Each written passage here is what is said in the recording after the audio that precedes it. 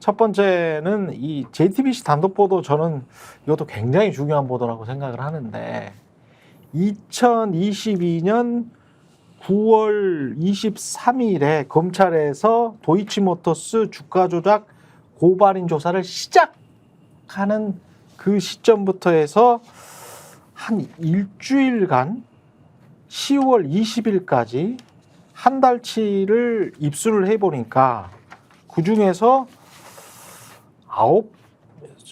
이게 지금 전체가 36번 통화를 한 거죠? 네. 36번 이종호와 김건희가 통화를 했다. 이종호는 1심, 2심 다 주가 조작 공범 유죄 확정된 사람입니다.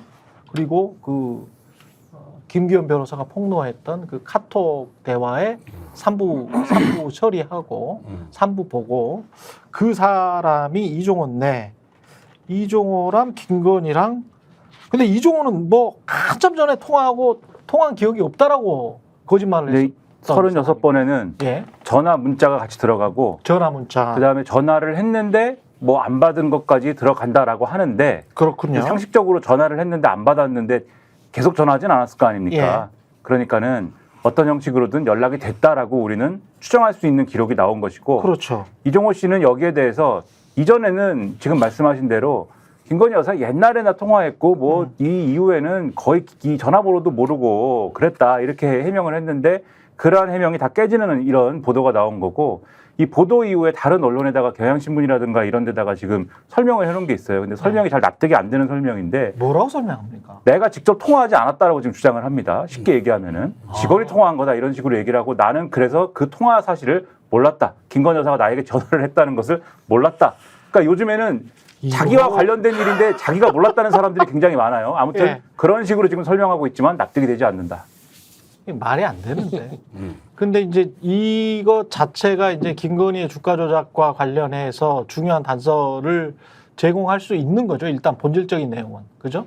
그러니까 이게 네. 이제 이종호랑 연락한 적 없다, 이제 잘 모른다라고 얘기했다가 하필 이 시점이 2020년 9월 23일인데 이때 이제 본격적으로 주가 조작 사건 고발인으로 황희석 전 법무부 인권국장 이제 소환한다라는 보도가 나온 상황이니까. 그렇죠. 그러니까 그냥 추론을 해보면은 네. 도이치모터스 주가 조작과 관련해서 이거 어떻게 입을 맞출지 상의를 뭐 해야 되는 그런 상황이 아니었나 이렇게 추론할 수밖에 없어요. 그리고 당시에 검찰총장은 누구였어요? 윤석열이었잖아. 윤석열이었죠. 2020년이면 윤석열이. 그렇죠. 네. 근데 이게 그러니까 윤석열 검찰총장일 때 윤석열 검찰총장이 지휘권을 가지고 있을 때는 네. 수사가 진행이 안 되던 상황이었고 그렇죠. 그때 이제 이 수사를 지휘할 수 있는 권한을 법무부 장관이 이제 수사 지휘를 못하게 하거나 그랬지 않습니까? 검찰총장이 수사 지휘를 못하게 한 거고 그게 지금까지 어거지로 유지가 되고 있는 거잖아요. 그렇죠. 그때 수사 지휘를 못하게 할 즈음에 이제 그 이후에 이제 이 통화가 이루어진 겁니다. 즉 윤석열 이후에. 총장이 막을 수 있었던 시기에는 전화할 필요가 없었는데 윤석열 총장이 이거를 막지 못하게 되니까 전화를 한 거 아니냐 서로 이렇게 추정하는 실제로 거죠. 고발인이 황희석이 고발을 했었을 시점과 고발인 조사를 시작했을 시점에 갭이 시차가 한 5개월 나는 거 아니에요. 그죠? 그러니까 이제 그동안에는 지금 말씀하신 대로 이종호나 김건희가 다 막아줄 거야. 우리 총장님이 아마도 추정을 한다면 그런 상황이고 그 다음에는 이거 진짜 못 막는 거 아니야? 그래서 황급히 전화를 했던 것 아닌가? 그렇게 이제 추정해 볼 수 있는 거 아니에요? 김건희가 네. 이종호한테 전화한 횟수가 훨씬 많습니다. 김건희가. 네, 저 중에서 25차례예요. 그러면은 누가 더 급했겠습니까?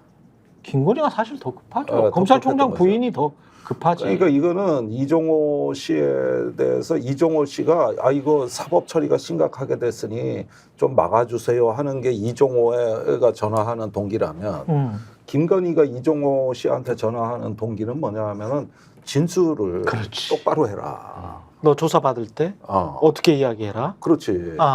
그러지. 김건희 여사는 이종호의 입에 달렸거든요. 예.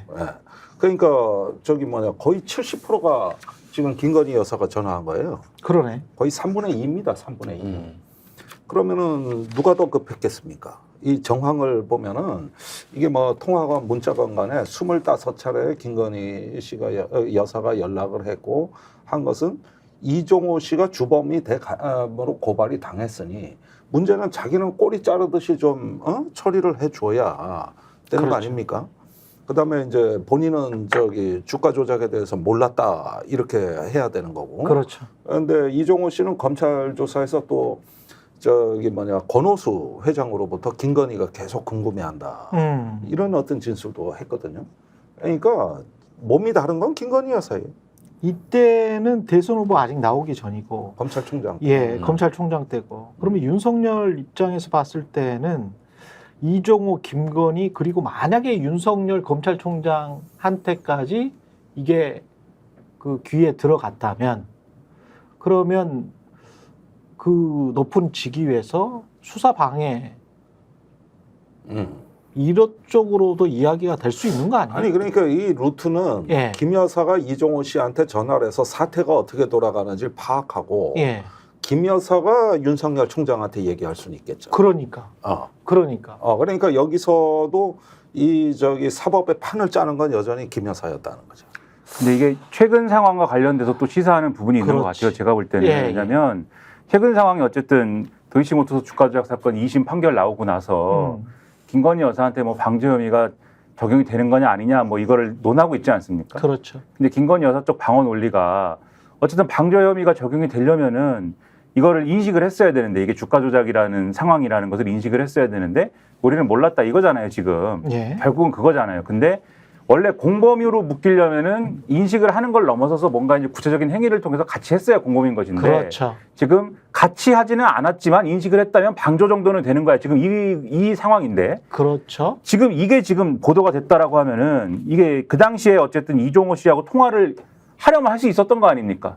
그리고 실제로 한 거 아닙니까? 이게 뭐 주가 조작이 어떤 단계에서 한 건 아니지만 그렇죠. 이후에 한 거지만 예. 이후에 한 거라 할지라도 이렇게 지금 수사가 진행되니까 이 전화를 했다라고 하는 것은 우리가 물론 수사를 구체적으로 진행해 봐야 뭐 나오는 것이겠지만은 추정할 때에는 당연히 이전 상황에 대한 뭔가를 아니까 전화를 했을 거 아닙니까? 당연하죠. 그렇죠? 예. 그러면 지금 시기에 나오는 여러 가지 얘기하고 묶어보면 이 정황은 적어도 제가 적어도라는 말을 쓰는 겁니다. 예. 적어도 김건희 여사한테 방조 혐의를 적용하는 것에 있어서는 최소한 좀 더 가능성이 네. 높아지는 그런 얘기인 거다 이거는 그렇게 볼 수도 있다는 거죠.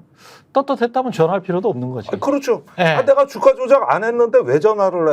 나 나는 모르는 일인데. 나 모르는 일이고. 그리고 이종호는 법정에서도 그랬고 김건희를 직접 알지는 못했고 그리고 김건희를 권오수 통해서 뭐 연락했든지 뭐 자기는 김건희에게 직접 연락한 적이 없다라고 계속 지금 진술을 했거든요. 법정에서도. 그러니까 그런 것들을 보면 짜 맞췄나? 거짓말을 했나? 뭐 이런 것까지 가능을 하고 그다음에 또 이제 주요 포인트가 이게 어디서 나왔지? 그거 문제예요. 그게 문제예요. 이게 굉장히 커요. 이 법정에서 2년 동안 이거를 쭉 따라다녔던 뭐 시민보 기자랄지 뭐 관련한 사람들의 말을 종합해 보면 제가 이렇게 쭉 팔로우를 쭉 해왔으니까요.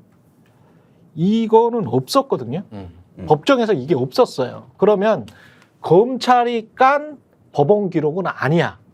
그러면 검찰이 가지고 있거나 법원이 가지고 있는 기록 중에 하나라는 건데 그러면 검찰 쪽이나 법원 쪽에서 근데 법원 쪽은 상상하기가 힘듭니다.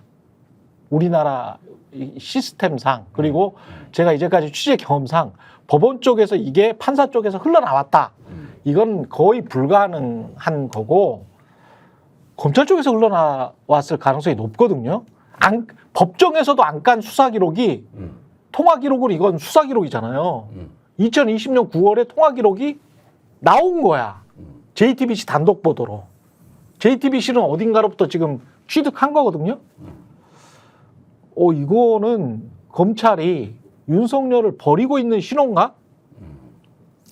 일단 검찰에서 저번에 서울중앙지검에 김건희 여사 하던 수사팀이 왕창 갈렸지 않습니까? 예.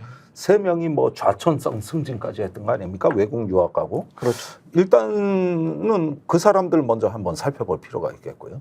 그다음에 교체기의 그 인수인계 과정에서 수사 자료가 얼마나 넘어가고 얼마나 안 넘어갔는가 이런 것들을 아마 이거는 내부 감찰을 하면은 잘하면 드러날 수도 있지 않을까?